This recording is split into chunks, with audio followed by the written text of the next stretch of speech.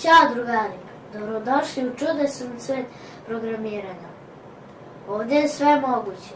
Ovdje imamo i raznih kućnih ljubimaca. A tu su i minioni.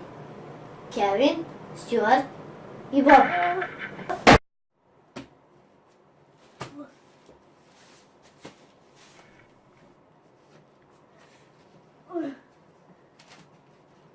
A imamo i mačke koje lete.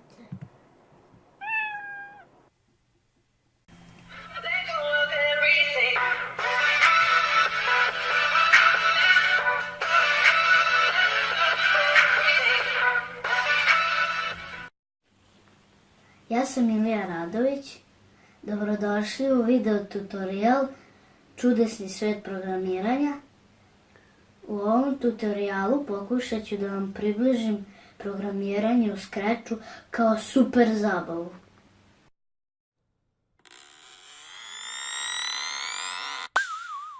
U okviru ovog tutoriala pokazat ću vam kako istu stvar možete napraviti u Scratchu i u Visual Studio.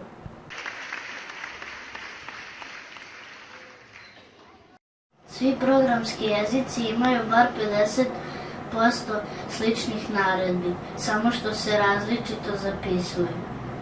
Ja sam počeo da učim Scratch sa 6 godina. Kada sam nedavno probao da napravim program u C Sharpu, shvatio sam da sve radi na sličan način.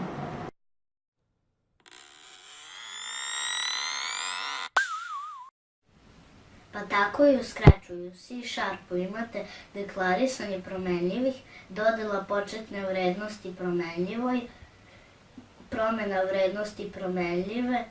Naravno, to sve izgleda drugačije, ali samo na prvi pogled. Suština je ista.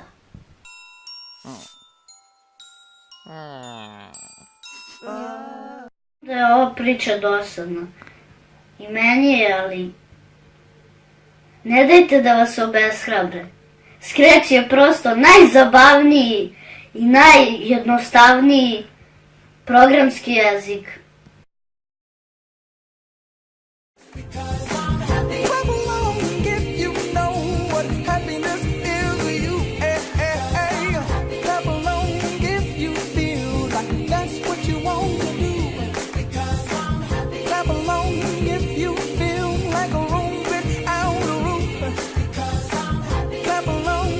Ja sam nestrpljiv da krenemo sa programiranjem, pretpostavljam da ste i vi.